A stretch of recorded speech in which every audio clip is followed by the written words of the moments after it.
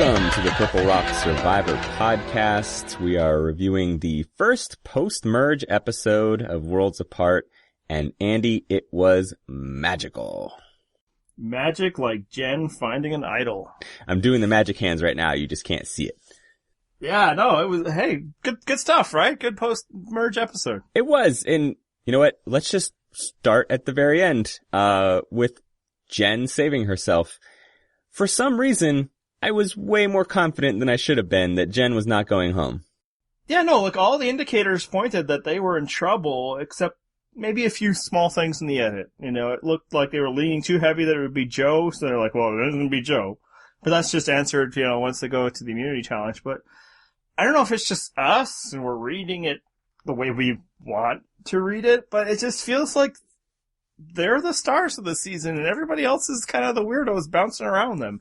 And I think that's why I also didn't feel like she was going to go home.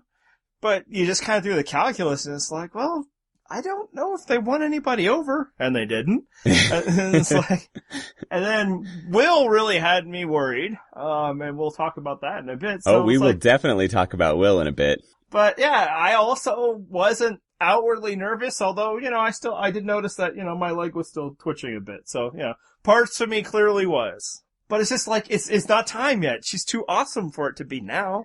Yeah, it would have felt kind of hollow if that's as far as she got and just that she hadn't lived up to potential. Even though we've liked her so far, it feels like there's more Jen to come. Yeah, and I mean, I feel like when or if, and actually right now I'd say it's a big if, she has an episode where she gets booted, you know, she'll give the quotes that make her look like an ass when she goes. You think and that didn't happen yet. Do you think they're just banking them? Like they've already got 5 or 6 of them and they're just like, no, we're going to hold on to that one. Yeah, that's right. They're saving them and it's like, all right, we'll need to recolor the buff. It's like, oh no, she's saving them again. Fantastic. Yeah. Yeah, don't worry. She'll just keep sticking that foot right back in the mouth. Don't worry about it. Yeah. So, and yeah, it just didn't feel like, this is the end of Jen episode, but it certainly could have been. And that was just like a great moment. That was just a great tribal council moment for the ages. Yeah, did you like how they didn't even have it on her face when she said Jeff? Yeah. Like we're seeing a picture of, I think it was like Kelly. What's Kelly? And then all of a sudden you hear Jeff and then up she stands. Yeah, no, and the editors really played it off well. It's just that, you know, they went through the whole music and they showed this person, that person. They even showed Jen and she's kind of like, whatevs. And then they show other people and we're like, no, Jen, no, I don't think you got it. But, I mean, obviously, that's all just the work of editors. Oh, yeah. I'm sure she actually didn't drag it out in the moment. She was kind of like, Jeff. But hey, that's television. Great television. Thank you, Survivor. You are a television show. You're not a documentary. That's right. And then from that moment on, just so many great reaction shots from, you know, the worried faces. Cause as soon as she gets up to the plays it, like, the blue collars and the wet blankets know they're F. Yes. And it's just a matter of who's the most F. Right. But then, yeah, they read the Haley vote. Her name's Haley. We've been alternating all season long. You nailed Shireen in the preseason, but Haley, phrasing, Andy. Yes. It's certainly gonna have to wait till at least after the game for that. So Haley, it was the first vote, and it was like, oh, Well, yeah, but then the comes back around later when the Jen votes start popping up and you see the Rodney face. Yeah, and I love that Jen had, and, you know, Haley, but especially Jen had no poker face about that. Yeah. It was none of that. It was just like cackling. Just wide open laughing and cackling how, you know, it paid off. And that's, you know, why I'm in love with her a bit, as a player. She doesn't have the filter. She's doing awesome things, and she's enjoying it. And yeah, everybody else, it was just like stone face, more classic Rodney confusion moments. Yep. I can't decide where I want Rodney expressions more. Do I want jury Rodney expressions, or do I need him to continue to be befuddled at tribal council as an active player? I don't know that he's gonna fully understand what his role in the jury will be. So I think if you want reaction shots from Rodney, you kind of need him in the game. Yeah, I think he needs to, like, go in there, you know, as confident as he is in his day-to-day life that things are gonna happen, and then it never happened for him. That's his destiny. I think it'd be awesome if every vote Rodney's just wrong. He's like Cass, and just, he never gets the person that's going home. He just always picks the wrong person, and it's just every week like, fuck again. Like every time. But he can't just, like, he has to, like, every time have legitimate, like, thoughts and hopes that this time he's right. Yeah. Yeah. It can't just be that, like, he's ever the underdog. You like, everybody's like, yeah, Rodney, for sure. And then boom, another blindside. Boom, it's just not going. And him just like, what? But I want this to go like 5-6 weeks in a row, and he's gonna go, fool me 5 times, shame on you. So is Jen the front runner? She's one of them. I think there's a couple other people that you could consider in the front runner group, but yeah, like I think there's certainly a handful of contenders. Yeah. But only a handful. Yeah. And you definitely, you're insane if you don't lump her in with that handful. But like if we were doing power rankings today and we're not, I'd be hard pressed not to put her at 1. I think I'd basically have to. The episode after she, successfully played an idol to save herself. Well, that actually is a fairly infrequent happening. That's true. That is quite a power move. But at the same time, if we're doing power rankings, she's still on the 4 side of a 4 versus 7 now. So, there's only so much power that you have in that position. Yeah, actually, that's worth talking about. This is a good thing we have a podcast. Cause I think a lot of people were like, they were calling everybody on the other side stupid. They were calling Will stupid. And again, we're gonna get to that soon.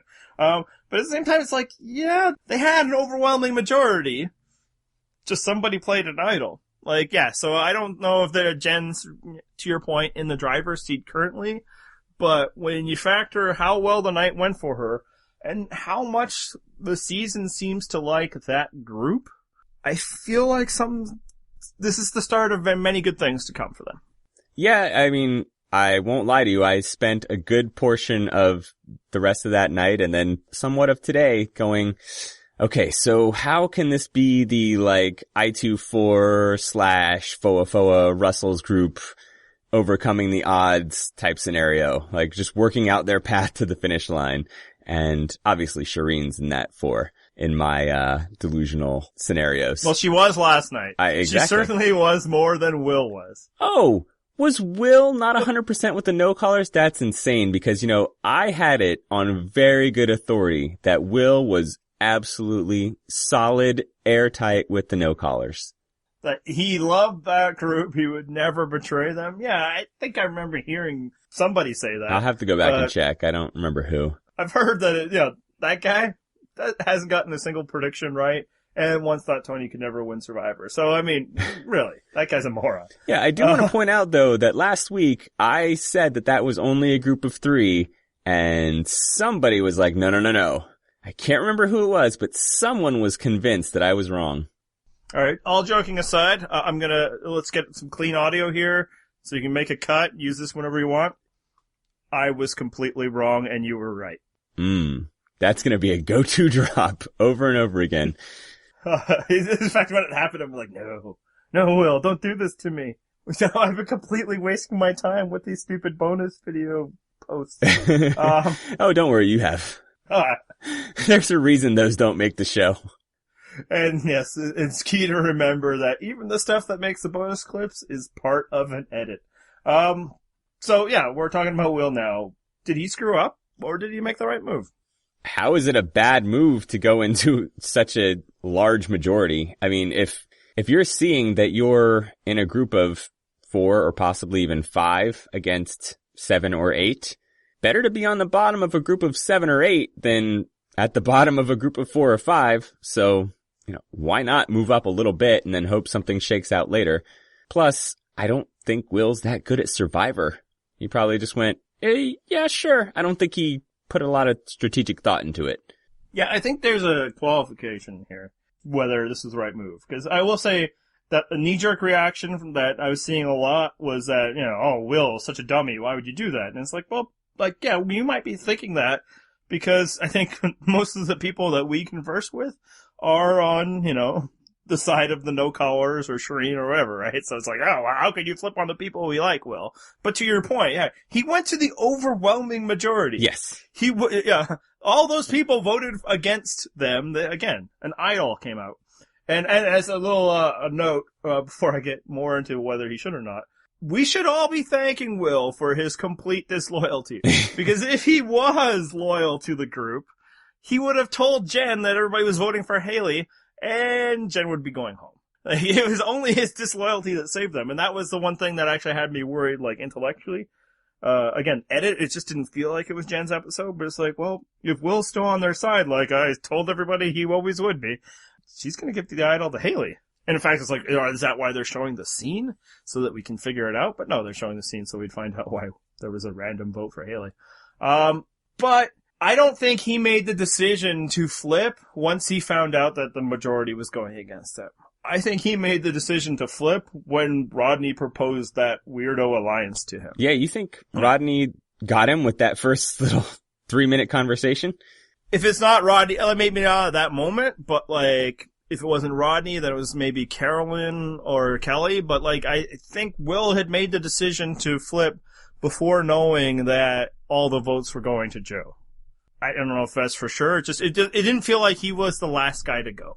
I guess we'll never know because you're just going on some fan fiction here. We didn't, or was that in one of the bonus scenes that you watched? Well, I mean, in one of the bonus scenes, he was talking post, Joe winning that it was like, it's too bad because I was ready to vote Joe out. So at least, prior to like heading into the immunity challenge, Will was already ready to vote out Joe.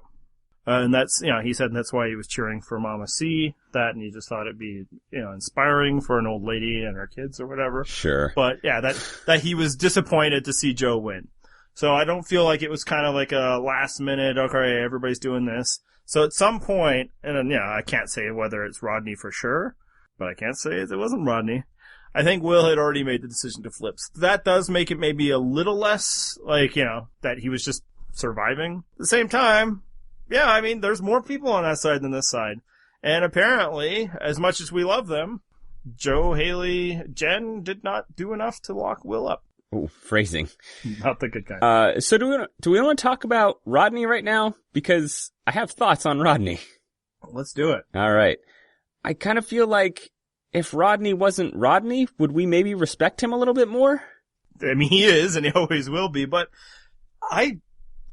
put those moves in a different body or a different person talking, and like those wasn't bad moves, was it? Like he read very correctly that he was not in a power position with his old alliance. Great read. They just voted against you in the last one. Didn't take a genius to figure it out, but still, give him credit. Well, he doesn't burn that bridge. He's like, okay, Mike, let's go talk. He lets it know that he's not happy about it, but, he still leaves that conversation without having burned all the bridges. And then he's like, I'm gonna find me an alliance that works better for me. And, to my earlier point, Will, I think he did have an effect on bringing Will over, and the evidence of this is the fact that Will came over. Will did what he said to him. We didn't see anybody else telling him to vote Haley. We saw Mike tell Rodney to tell, Will. So, yeah, I mean, there's a flaw in that particular alliance because Kelly was part of it, but the idea behind it, pretty solid. Well, what's funny is it reminded me a lot of Natalie last season, where we said that, Natalie, after basically having Jeremy blindsided out from under her, needed to suck it up, pretend that she was on board, and then basically get her revenge later. And that's what Rodney needed to do as well. And he kind of did it. So I'd feel a little bad not at least giving him some credit. But it is Rodney, so I'm torn here. And then what do you think about his little mini alliance with Kelly, Carolyn, and Will? Like, that's not a bad thought, is it? To kind of pull the lessers amongst and make a final deal with them? It's certainly much more than I would have given him credit for, but that's a very low bar. Yeah. Well, I mean, last week we're like, what's he gonna do? Like, who's gonna talk to Rodney? What friends does he have? And he very quickly made on some level. I mean, they did come over on some level, right? Yeah, although we don't know the extent to which they were just humoring him and they were there for other people. Well, and that's the Rodney of it, right? Like, so I think the strategy is good. I'm not doing well with these people. They're not going to help me get where I want. Let me form a new coalition with people that will. So it's like, the strategy might not be bad, but, at the end of the day, he's still Rodney. Yeah, it sort of reminds me of Russell Hantz, where it's, You know what? That's not a bad strategic plan. At the same time, you're a terrible person and no one's gonna vote for you because no one likes you, but still, not a bad plan. Yeah. Although some of Russell's moves were actually bad plans anyway, because it's like, you don't need to burn that person, even if you were doing it in a nice way, which is beyond you. Whereas Rodney was building connections. He was working social connections, you know. He was finding people who would, theoretically be loyal to him and would be easy to beat. He was hustling, bro. He was. Hey, I'm a salesman. It's what I do. I would sell myself. That's what he talks about in the bonus videos that you thankfully never have to watch. He talked about selling himself? Yes. Oh, I need to isolate that audio. So yeah, I mean, look, we're going to spend a lot of time, and we already have, and we will again, talking about what a ridiculous figure Rodney is. And it didn't work, I don't think, fully, because for one, Kelly is always going to be more aligned to Mike than she is him. But I guess they did have some connection. In Kelly's exit interview says she never gave that information to Mike, that Rodney was forming this other alliance. But she says she would have eventually. But it's like, yeah, he kind of found the people that could become his new alliance and brought them into his big alliance. And again, it could have worked if Jen didn't have an idol and didn't know to play it. Yeah, and if Rodney wasn't Rodney, I'd be giving him more credit for that. But yeah, I'd be like, hey, maybe he's going to make Final Four. But at the end, it's like, come on, Rodney, he's going to screw this up. Right. And in fact, maybe that's why we're not that nervous about, Jen, for instance, going home. It's like, at some point, Rodney is going to screw this all up for everybody. Well, let's talk about the other members of Rodney's alliance, the Blue Collar plus Wet Blanket Alliance. Did they not plan for the idol properly? Do you think that they should have tried some sort of vote splitting scenario? And apparently they did briefly talk about a vote split, but not for very long. And I think the reason not for very long is that's way too tenuous a connection of people to be doing a vote split. You need all 8 people to completely buy in, not deviate whatsoever. And like 2 of those people, most of you just met. And another one of them, and Tyler, flat out said, I'm not sure how much I want to commit to you guys. So I don't think you can do a 4-4 split amongst those people. Because we've seen in the past, like, truly tight alliances screw up vote splits. Yes. Or at least one guy in them, Tyson. But there's other things you can do. If you are truly concerned about an idol, vote splitting isn't the only move, especially when you potentially have this many people. You could also just not go for the most powerful people. Like, if Joe hadn't won immunity, they were all gonna vote Joe. Well, Jen could have easily saved him with an idol, or Joe could have had an idol. They don't know, so then it's like, okay, not him, Jen. And it's like, when you have that much people this close to a merge, and if you are truly worried about idols, you go for the least likely target. That's just the play. In that case, are you suggesting that it should have been Haley? Well, Haley probably better than Jen. If you really want to be super safe, Shireen would be the answer. Yeah, I don't know if they knew how solid Shireen was with them. I mean, I think... No, I mean, she probably isn't, but it's like, it's somebody that you're not in an alliance with, and it's one less person that those 3 could align with down the road, and it would theoretically burn an idol, right? Like, if Shireen had an idol, she isn't playing it that night, and nobody would play one for her, so it'd be kind of a way of getting rid of a potential number for the other side, and flushing out an idol. Yeah, I don't like that scenario, though, just because you're really trying to take out an alliance, not someone that's attached to the alliance, and the alliance is those main 3. So, yeah, if you were going to take a different target, it's Haley and not Jen. Regardless, though, I agree with you that the vote splitting thing, just too risky. I saw a lot of people commenting on that today. Oh, they should have split the vote. Mm-hmm. But, yeah, not the right move here. Yeah, they've known Will for 3 days, and, they set up that test because they don't trust him, and I think rightfully so. Well, I mean, not rightfully so because he actually was won over, but I think rightfully so from let's be cautious about this. Because if he hadn't, and you tell Joe, or tell Will, yeah, we're splitting 4-4, well, suddenly the other side wins. Will just has to go back to them. It's like, us 5, whoever we want. Because it's going to be 4-3-5. Mm-hmm. That's why you don't do it. Just for Will alone. Even if you're 1,000% sure, which is that mathematically possible? About Carolyn and Tony, and Tyler, and you shouldn't be. Just Will alone could mess the whole thing up. And frankly, if you're Will, at that point, maybe you do just go back to your original tribe. Yeah, if you could get that to work out, sure. Yeah. So no, I don't think vote splitting was an actual option. Not at that moment. It's not the overwhelming majority that people think it is.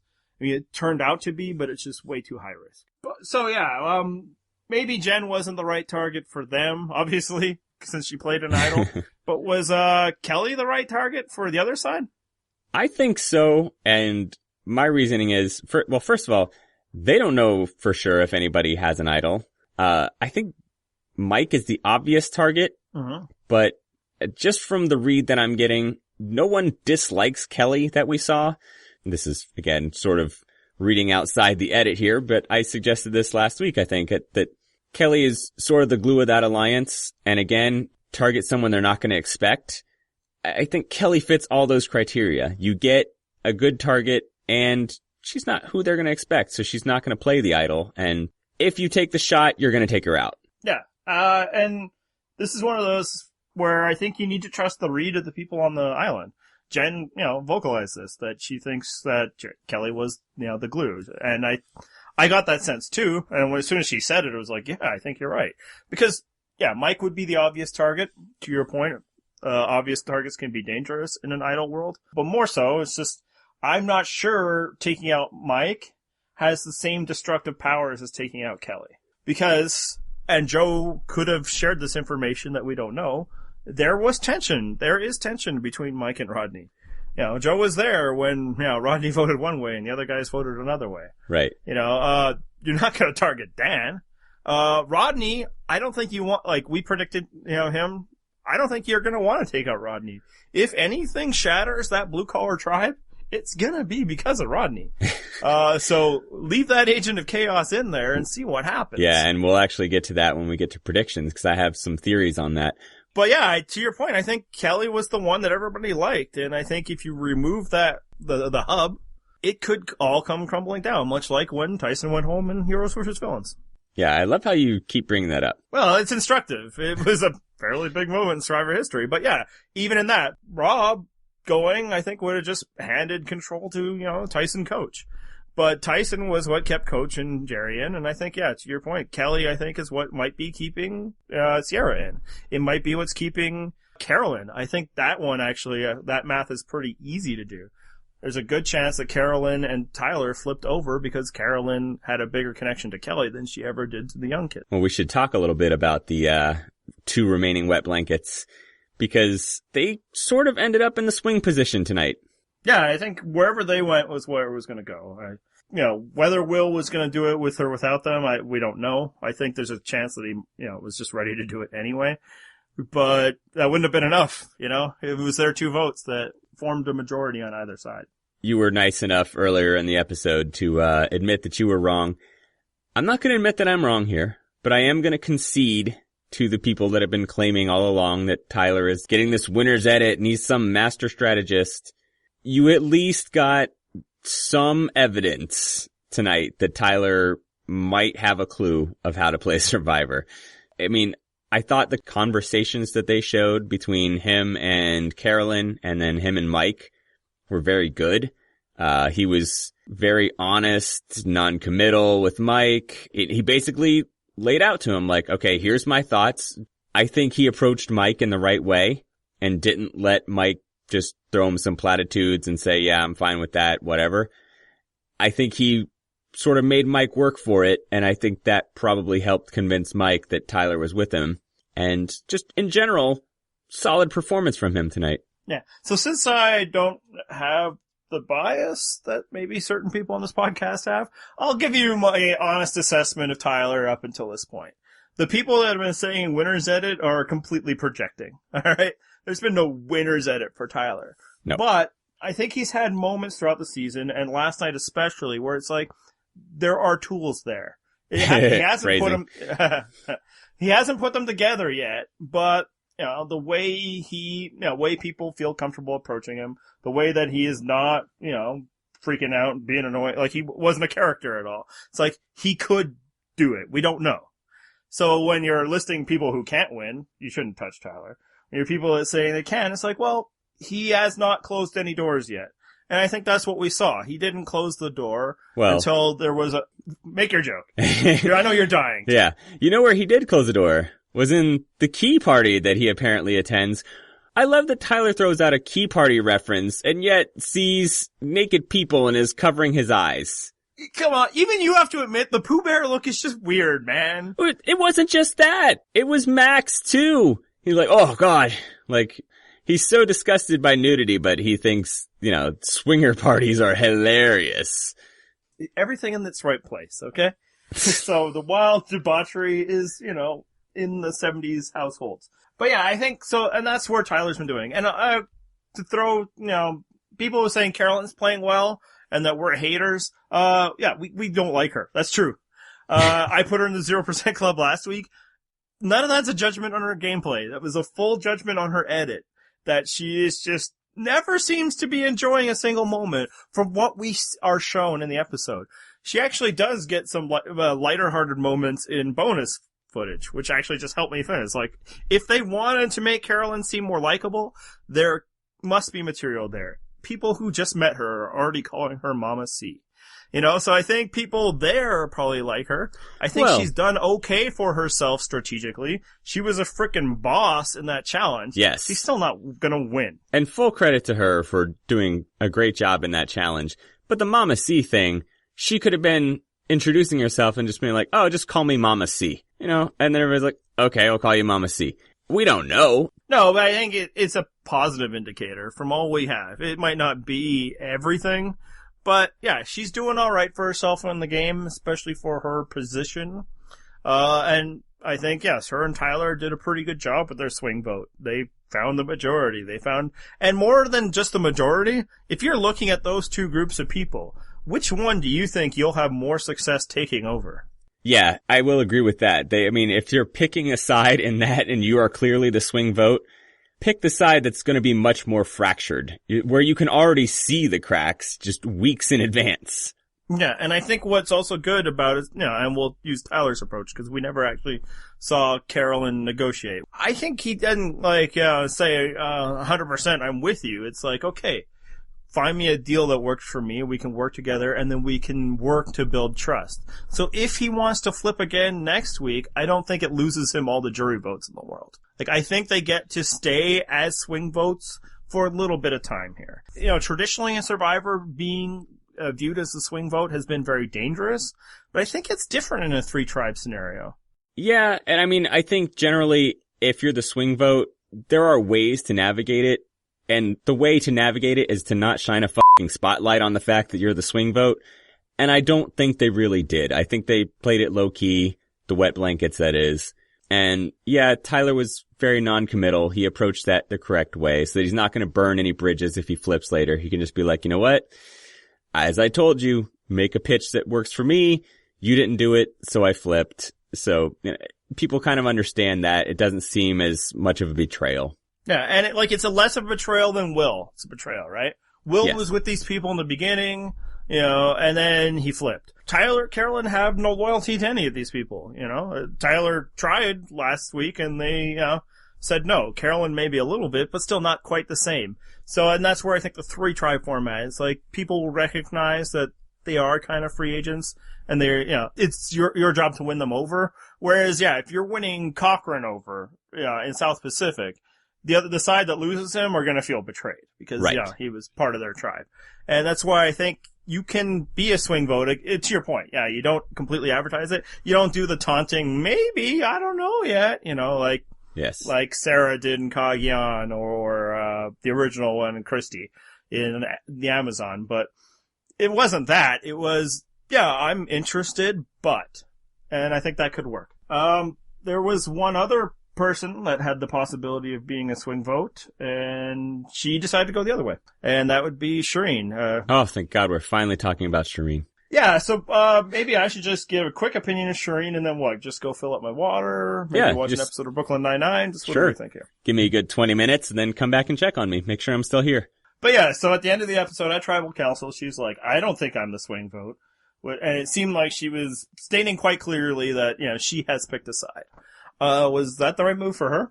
Yeah, I loved that. I thought that was really ballsy of her. Like I just said, you don't want to shine a spotlight on the fact that you're the swing vote because A, that's dangerous.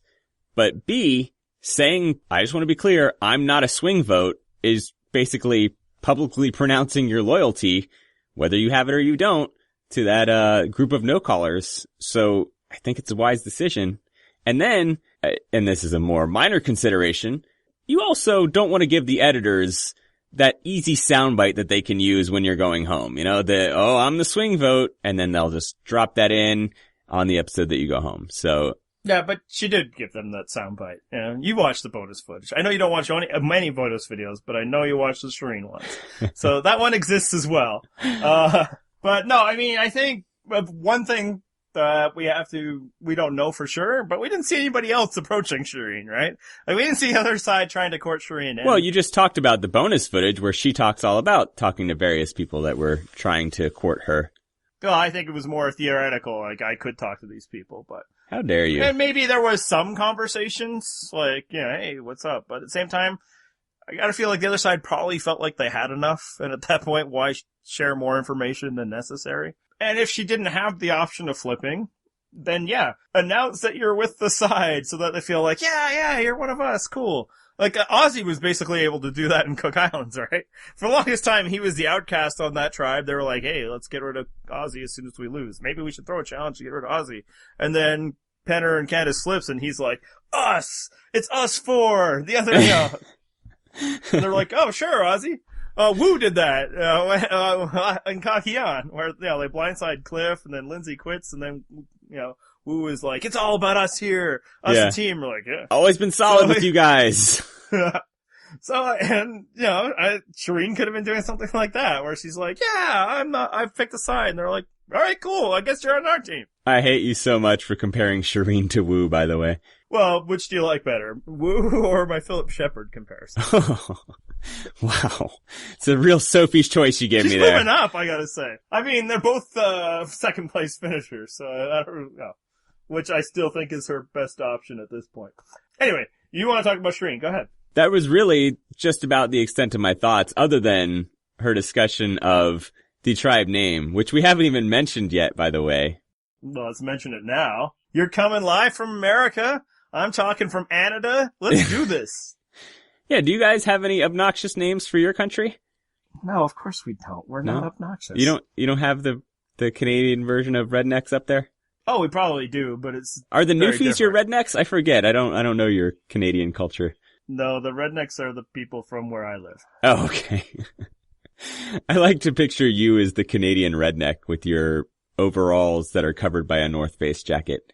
More like lots of pickup trucks and all of that. Yes, that's all around where I live. But I am in an urban center. It's a tiny speck of oasis amongst the rednecks that dominate my province. And for you listeners, provinces are like states, but they're much bigger. Well, anyway, the America thing, I laughed because it's adorable that Mike suggested it. That made me laugh. It made me like Mike even more because it was such a Mike suggestion. But my God, how terrible. And I don't really care because who remembers merge names half the time? Although I imagine Max knows them all. That's true. He probably does. I really wanted, it's in a Spanish speaking country, and I say this every time. If you're in a Spanish speaking country, I'm freely offering this up to you. Use culo pelo. It sounds so exotic, and it means ass hair, and it's hilarious. I loved it. I was all in on it. It's fantastic. Until they screwed it up and didn't spell it M-U-R-I-C-K, or C-A. America! And I loved Mike's confessional about it, how he was all so happy. I almost love all of Mike's confessionals when he's just talking about things that excite him.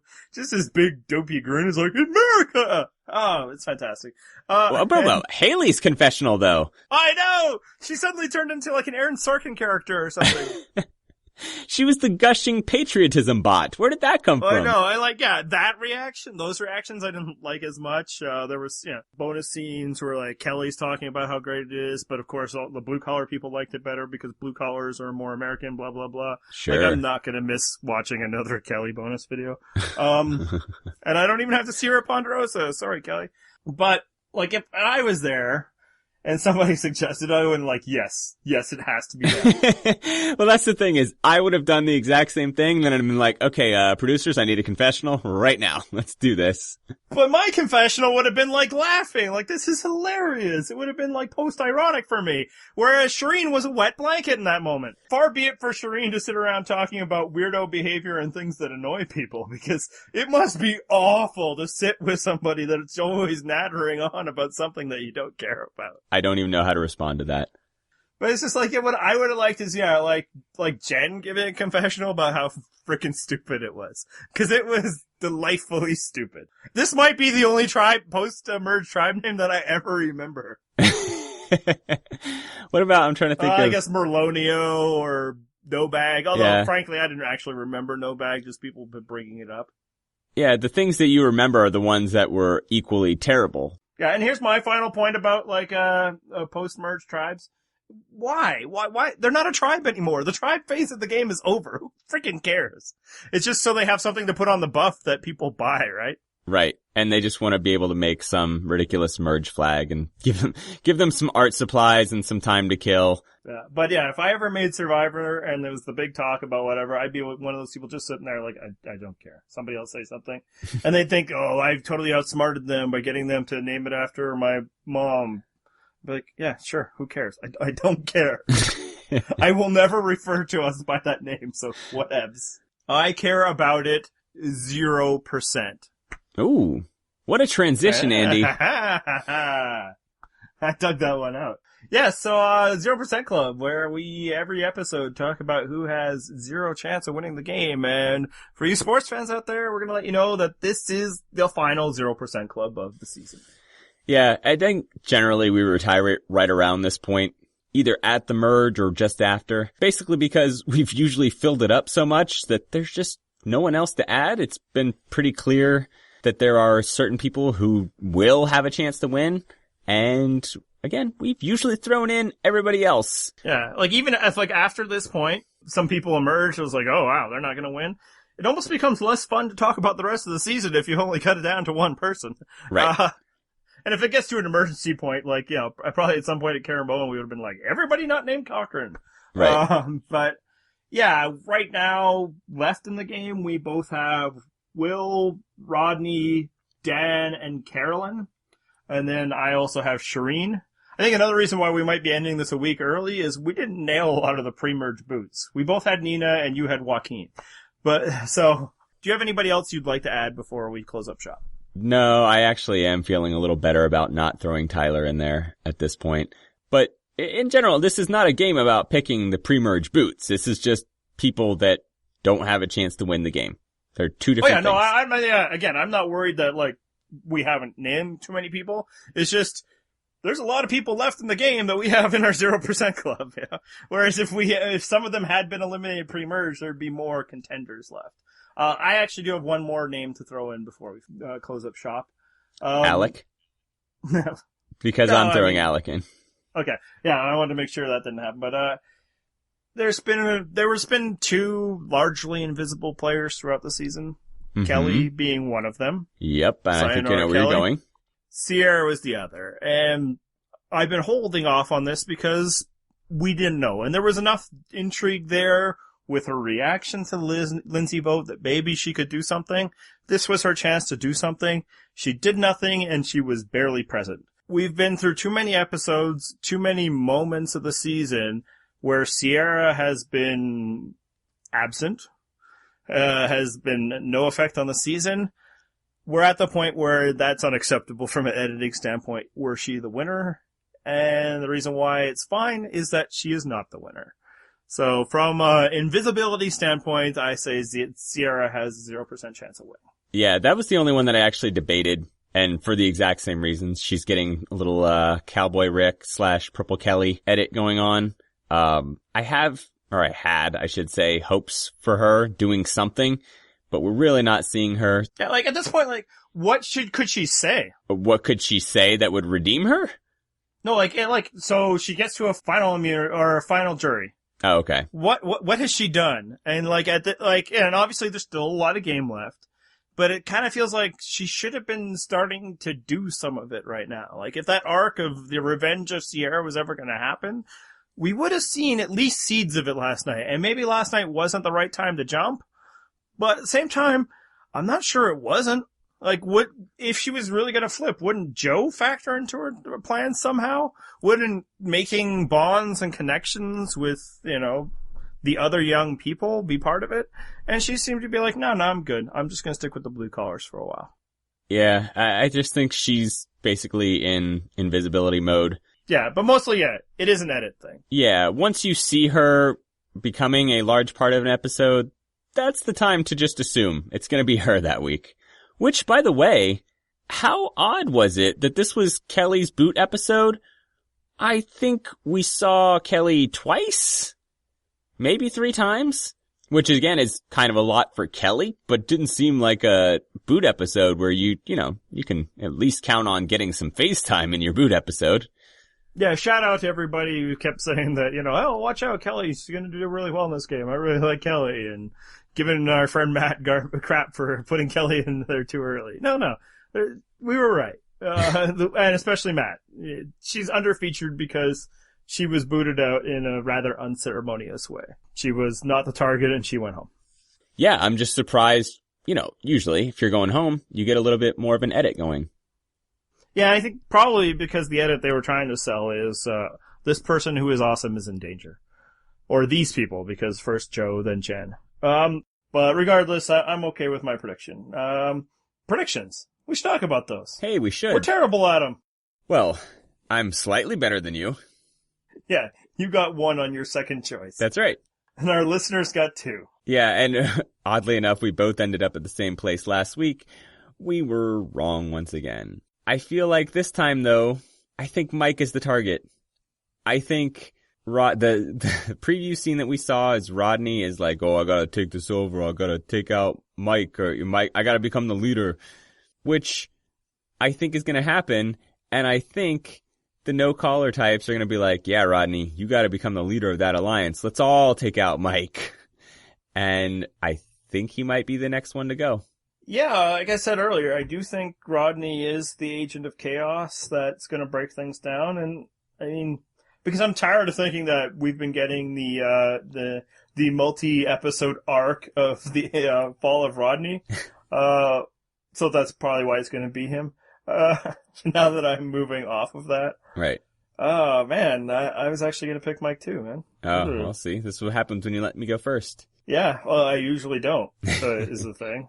And that's been so successful. One thing I do think, it may be, just throw it out there, I'm not getting anything right now, is maybe the time to cripple the Blue Alliance, and when people like Tyler, Carolyn, will flip to the other side, is once the threat of Joe is gone. And I think maybe as long as Joe is in the game, people are always going to be united against Joe. And like, this is in-game. I think, the edit's starting to move away from Joe. He has not been featured anywhere near as much as, say, Jen has been.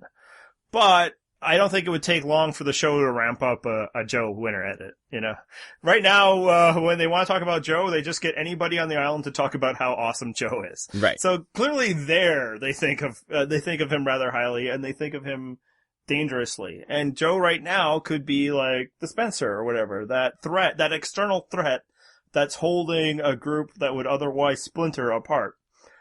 Same thing in Panama. Like right now, it feels like those wackos on the blue collar tribe plus wet blankets are kind of like the crazies in Panama, where they didn't get along at all except when it was time to vote. And a lot of that was because Terry was a big threat out there. So maybe what has to happen is Joe is going to go home, and maybe that's what happens next week. So I'm going to go with Joe. Oh, interesting pick. By the way, Shireen actually made the observation that the blue collar tribe is like somehow staying together despite the fact that they all hate each other. And I'm like, please tell me that they cut off her making the reference in the next sentence to the Kasaya tribe in Panama, because that's so clearly where she wanted to go there. Yeah, or maybe she self-edits now. Maybe she's like, oh, nobody wants to hear this Survivor talk. No, Shireen, not this time. No, Shireen. I saw what happened to Max. Can't talk about Survivor. Apparently these people that are playing Survivor don't like to talk about it. Again, I'll back that up. You and I like to talk about Survivor. we still don't like to talk about it half as much as some of the people who listen to our show. And those are awesome people, but we would kind of be like, whoa, man, I guess I don't know Survivor like you know Survivor. It's funny that there are the 1% of Survivor fans. That's us because we're, so elite. But then there are also the 1% of the 1%, and some of those people listen to our podcast, and they know some stuff. Yeah, the email us is like, oh yeah, I guess you're right about that. I mean, I didn't feel like looking anything up or ever, like they were like, oh well, when you watch Nicaragua again, I'm like, whoa, Nope. let me stop you right there. And I'm out. Nicaragua again? Intentionally? Were you in a prison camp? Because that would make sense. Like I've watched every episode of Survivor except for Micronesia once. The night it aired, or perhaps the next night if something was going on. Micronesia I actually rewatched this summer. That's it. That's where I'm at. I just trust this memory that is not useful for anything other than podcasting about Survivor. Other people, they're like, yeah, breaking it down, and it's like, hey, you be you. I admire you. Thanks for listening to the show. And at this point, I just figure I can just spout out whatever I want, and I'll get a correction later. So yeah, they're Survivor fans. They're Survivor fans, and then they're Survivor fans. Well, and you know who some of those Survivor fans would like is some of the names that we brought up on our bonus podcast last week. Because we have to figure out how we're going to talk about this because it mentions some casting spoilers. So if you're into such things as casting spoilers, you can find it on our website, purplerockpodcast.wordpress.com. We discussed, this is not actual casting spoilers. There was actually some that were leaked today, but the gimmick that they will use for the next returnee season is what we discuss. And then we also threw out some options that we'd like to see. So again, if that's your thing, go ahead and check it out. And I don't think we're even letting people vote anymore, are we? Yeah, no, the voting's still open. So what we did is I drafted a tribe of 10 and John drafted a tribe of 10. And we're letting you guys pick who you like best. I figured we might as well keep it open past this podcast. Because maybe there's a big fraction of people, like your people, just only are podcast only. They don't follow us on social media, so they're gonna come. Because I have a slight advantage right now of about 75% in favor. Yeah. And what's funny is the gays that follow us were like, oh, come on, you picked some terrible guys. I'm like, I consulted with gays to pick the guys. I didn't pick them on my own. It turns out, John, that there might not just be a monolith of opinions amongst an entire community of people. It's almost like the straights, Andy. Almost, maybe. So, you and Corinne have your gays, but that doesn't encapsulate all gays. No, I can't just lump them all into one group and call them my gays. No, apparently not. I don't know. I mean, I don't know if you've gotten that pass yet or not, but you get to just, throw out offensive stuff about people. It's like, but no, some of my best friends are gay. So yeah, that one dropped on Tuesday, and I think besides the fact that John sounds horrific. Oh yeah, my audio was really bad, and I apologize again for that. There was an audio issue that we had that hopefully is corrected this week. Yeah, and then also what's continuing going on the blog is the Ultimate Survivor bracket.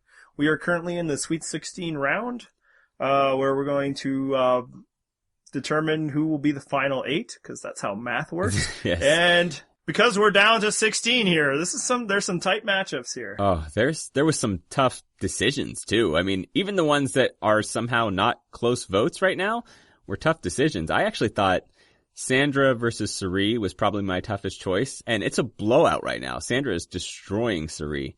Yeah, and I think there's a good chance for a lot of people was like, oh, but then if it's that close, it's like, well, count the rings, I guess, Yeah. It's like, that's a good tiebreaker, and maybe a lot of people just broke that way. Frankly, I don't even remember which way I voted. If I'm listing my top 5 survivors, there's a good chance those two are like 4 and 5, and I'm not sure the order. So that one was really tough, but yeah, Sandra's got it unlocked. Who doesn't have it unlocked is Kim and Denise. That's a tight one. Yeah, and I think part of that is that we slightly seated Denise too low, but at the same time, that's a pretty fierce matchup. I think I voted Kim in that one, but I can see the argument for Denise. They're both very worthy winners. Yeah, I voted. I mean, I like. I respect a lot of Denise, but yeah, Kim was an easy choice for me, just because I prefer people who dominate all the way to people that, take the win at the end. Not to say one way or the other way is not valid or not good. It's just my own personal preference. Speaking of people who dominate all the way that are in trouble, Boston Rob versus Tom Westman. This is your within man. About 10 votes, I think. Your man is in trouble. Frankly, I never thought Boston Rob was going to win this. And I really like Tom. Obviously, I voted for Boston Rob, but I'm not going to shed a tear if it doesn't go down that way.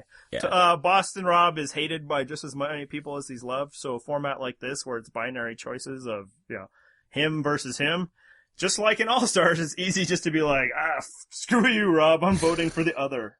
And in this other, Tom is pretty awesome.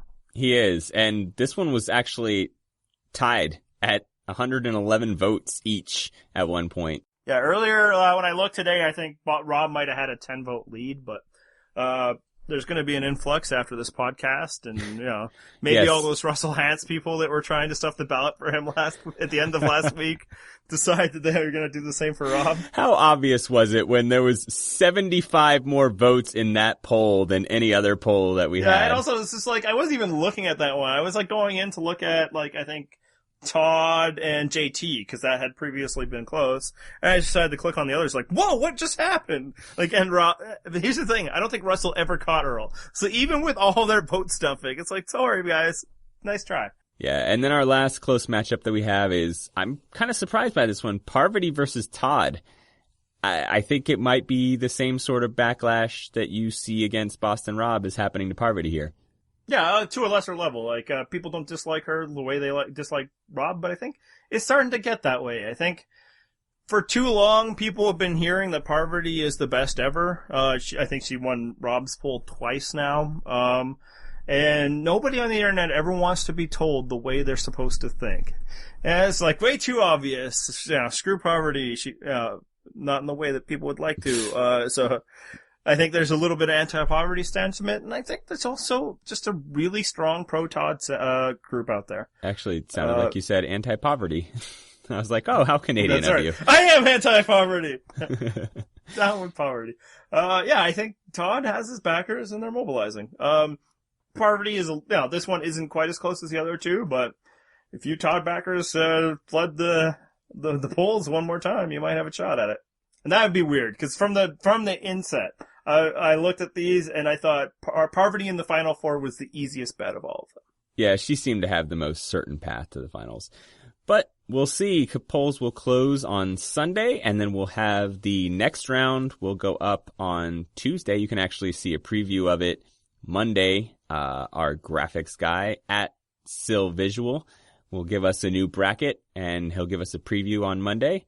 So check it out, purplerockpodcast.wordpress.com.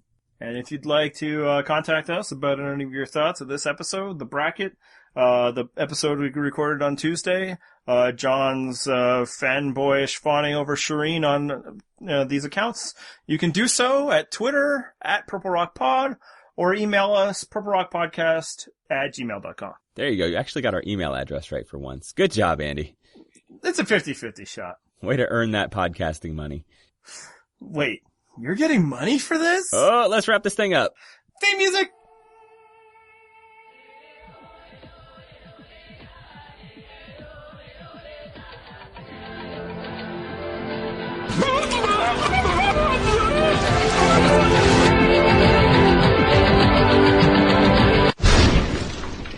That's what it's like when a woman wants a baby.